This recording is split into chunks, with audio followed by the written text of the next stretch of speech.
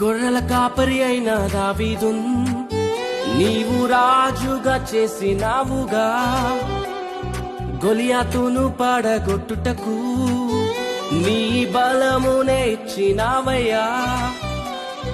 గొర్రెల కాపరి అయిన దావీదున్ నీవు రాజుగా చేసినావుగా, గొలియాతును పడగొట్టుటకు నీ బలమునే ఇచ్చినావయ్యా.